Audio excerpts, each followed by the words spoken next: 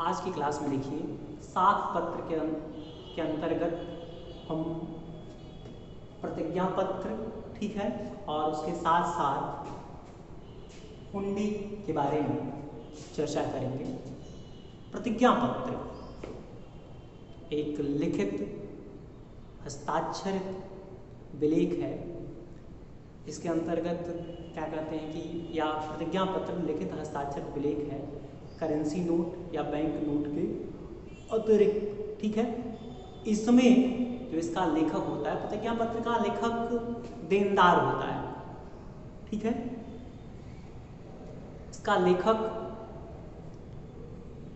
एक निश्चित धनराशि मांग पर या एक निश्चित अवधि पर देने की प्रतिज्ञा करता है। तो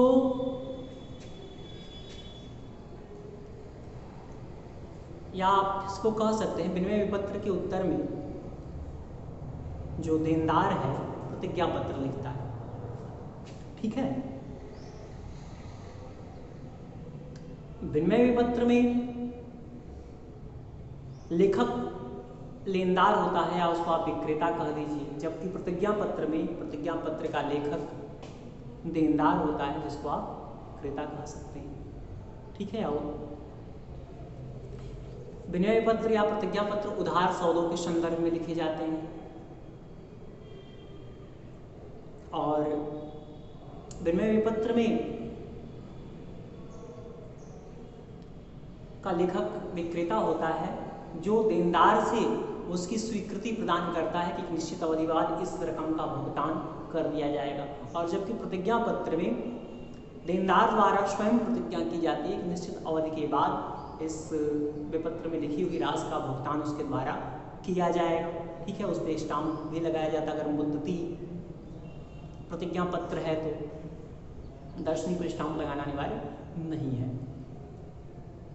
तो देखिए प्रतिज्ञा पत्र की फीचर्स, लिखित प्रपत्र है या विशेषताएं। प्रतिज्ञा पत्र कैसा प्रपत्र? लिखित प्रपत्र है। इसमें लिखने दो, इसमें देनदार द्वारा प्रतिज्ञा की जाती है कि एक निश्चित अवधि बाद इसमें जो लिखी हुई रकम है उसका भुगतान या मांग पर कर दिया जाएगा।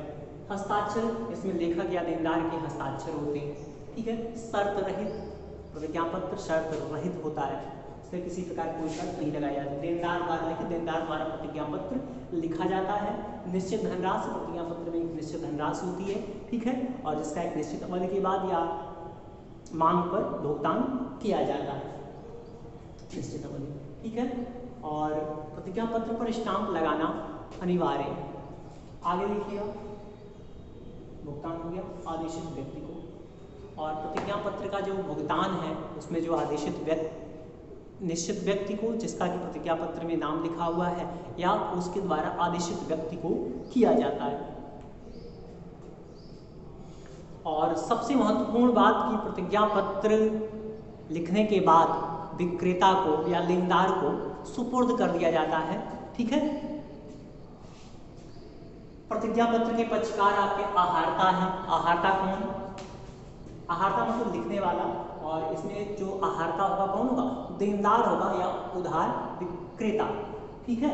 और दूसरा पक्षकार है आदाता, जिसको प्रतिज्ञा पत्र में लिखित राशि पाने का अधिकार होता है।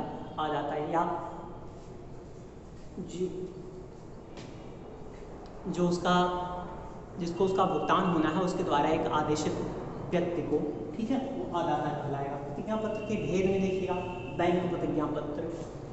बैंक प्रतिज्ञा पत्र देश के केंद्रीय बैंक द्वारा लिखा जाता है, ठीक है। इसमें लिखित रकम मांग पर इसके धारक को तुरंत भुगतान कर दी जाती है, ठीक है। तो जो भी बैंक नोट हैं वो प्रतिज्ञा पत्र का उदाहरण है, ठीक। अगला है आपका करेंसी प्रतिज्ञा पत्र। जैसे करेंसी प्रतिज्ञा पत्र देश की सरकार द्वारा, ठीक है, या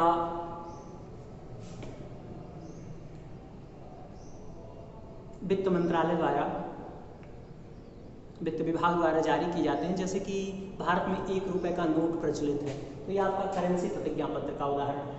और बाकी जो भी नोट प्रचलित हैं ये बैंक प्रतिज्ञा पत्र के उदाहरण हैं। व्यापारिक प्रतिज्ञा पत्र, व्यापारिक प्रतिज्ञा पत्र जिसका क्रय विक्रय के संदर्भ में या व्यापारिक सौदों के लेन देन का निपटारा करने के लिए जो प्रतिज्ञा पत्र लिखे जाते हैं, आपका व्यापारिक प्रतिज्ञा पत्र। व्यापारिक प्रतिज्ञा पत्र के अंतर्गत दर्शनी जिसका भुगतान मांग पर या प्रतिज्ञा पत्र को प्रस्तुत करने पर, दिखाने पर किया जाता है, दर्शनी प्रतिज्ञा पत्र, या इसको हम मांग पर देय प्रतिज्ञा पत्र भी कहते हैं। अगला है आपका मुद्दती या मियादी प्रतिज्ञा पत्र। तो मुद्दती या मियादी प्रतिज्ञा पत्र जिसका भुगतान एक निश्चित अवधि के बाद करना है, आपका मुद्दती प्रतिज्ञा पत्र। एकाकी प्रतिज्ञा पत्र, जिस प्रतिज्ञा पत्र में एक व्यक्ति द्वारा निश्चित रकम के भुगतान करने की प्रतिज्ञा की जाती है, एकाकी प्रतिज्ञा पत्र। ठीक है। संयुक्त प्रतिज्ञा पत्र, जिसमें 2 या 2 से अधिक व्यक्ति एक साथ प्रतिज्ञा पत्र में लिखित राशि को भुगतान करने की प्रतिज्ञा करते हैं, संयुक्त प्रतिज्ञा पत्र। संयुक्त एवं पृथक प्रतिज्ञा पत्र, ऐसा प्रतिज्ञा पत्र जिसमें 2 या 2 से भी अधिक व्यक्ति संयुक्त रूप से भी एवं पृथक पृथक धनराशि का भुगतान करने की प्रतिज्ञा करते हैं, संयुक्त एवं पृथक प्रतिज्ञा पत्र कहलाता है। ठीक है। आगे देखिए आप, हुंडी।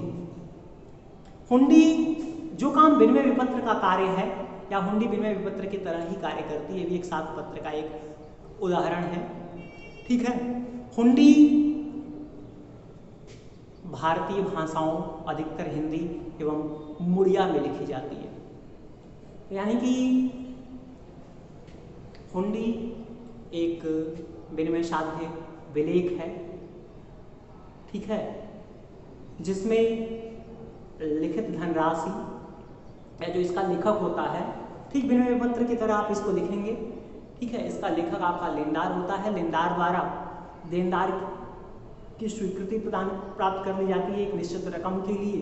ठीक है। ये उधार सौदे के संदर्भ में लिखे जाते हैं, और जिसमें लिखित धनराशि का भुगतान एक निश्चित अवधि के बाद या मांग पर किया जाता है। ठीक है। अधिकतर यह भारतीय भाषाओं में लिखा जाता है, हिंदी, और अधिकतर इसमें हिंदी या मुड़िया भाषा प्रयोग की जाती है। ठीक। हुंडी देनदार द्वारा लिखा जाता है, भारतीय भाषाओं में लिखते हैं, हिंदी और मुड़िया अधिकतर हम प्रयोग करते हैं। ठीक है। लेनदार आपका यानी कि उधार विक्रयकर्ता, उधार बेचने वाला, भुगतान मांग पर या निश्चित अवधि पर करते हैं। ठीक है। परंपरा के आधार पर प्रचलित, जैसे कि हुंडी विनिमय साध्य विलेख अधिनियम के अंतर्गत इसको विनिमय साध्य विलेख में शामिल नहीं करते, लेकिन परंपरा के आधार पर इसका प्रचलन है, अतः यह विनिमय साध्य विलेख है।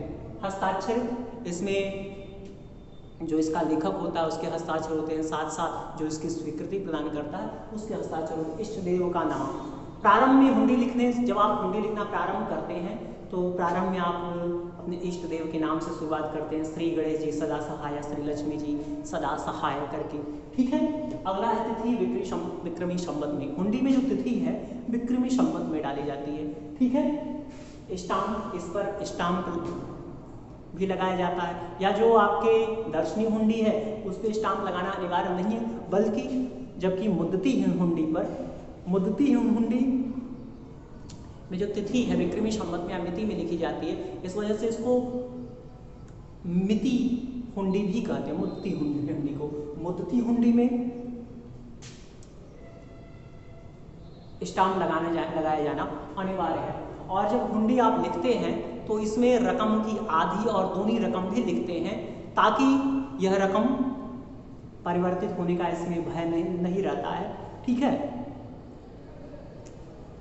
आगे देखिएगा, हुंडी के भेद। दर्शनी हुंडी, जिस हुंडी का भुगतान मांग पर या हुंडी को दिखाने पर, प्रस्तुत करने पर किया जाता है, दर्शनी हुंडी। मुद्दती हुंडी, या इसी को हम मिति हुंडी कहते हैं, या इसी को हम मियादी हुंडी कहते हैं। तो जिस हुंडी का भुगतान या हुंडी में लिखी रकम का भुगतान एक निश्चित अवधि के बाद किया जाता है, आपका मुद्दती हुंडी। नामजोग हुंडी, नामजोग जो हुंडी होता है एक आदेशित चेक की तरह होता है। जैसे आदेशित चेक का भुगतान चेक में लिखित व्यक्ति को ही होता है, ठीक उसी तरह से नामजोग हुंडी का भुगतान उसी व्यक्ति को किया जाएगा जिस व्यक्ति का नाम हुंडी में लिखा होगा। धनीजोग हुंडी, यह एक वाहक चेक की तरह होता है। ठीक है। तो जो इसको प्रस्तुत करता है उसको भुगतान किया जाता है, या धनीजोग हुंडी का भुगतान इसके वाहक को किया जाता है, यह एक वाहक चेक की तरह होता है। शाहजोग हुंडी, सहयोग हुंडी का भुगतान साह को या प्रतिष्ठित व्यक्ति को किया जाता है। कोई भी व्यक्ति है, फर्म है या संस्था है, साह हो सकती है जिसका नाम जो व्यापारियों की सूची या प्रतिष्ठित व्यक्तियों की सूची प्रकाशित की जाती है उसमें होता है। ठीक है, तो सहयोग हुंडी का भुगतान किसी प्रतिष्ठित व्यक्ति को ही किया जाएगा। ठीक है, फरमान जो जिसका नाम हुंडी में लिखा होगा, ठीक है, उसको हम भुगतान करेंगे फरमान जो हुंडी। जवाबी हुंडी धन का हस्तांतरण करने के लिए एक व्यक्ति से दूसरे व्यक्ति को प्रयोग किया जाता है। ठीक है, जोखिम हुंडी जैसे कि लेनदार द्वारा हुंडी लिखा जाता है देनदार के ऊपर। ठीक है, तो इसमें की रकम क्या कहते हैं, माल के प्राप्त होने पर हुंडी का भुगतान कर दिया जाएगा, ऐसा स्वीकर्ता द्वारा या माल या आहर्ता द्वारा तय किया जाता है। ठीक है, तो जो जोखिम हुंडी एक तरह से आपके लिए जोखिम पत्र की तरह होता है, या एक तरह से एक बीमा है कि जब माल सुरक्षित पहुंच जाएगा तभी इसका भुगतान किया जाएगा। ठीक है, तो आज के लिए बस इतना।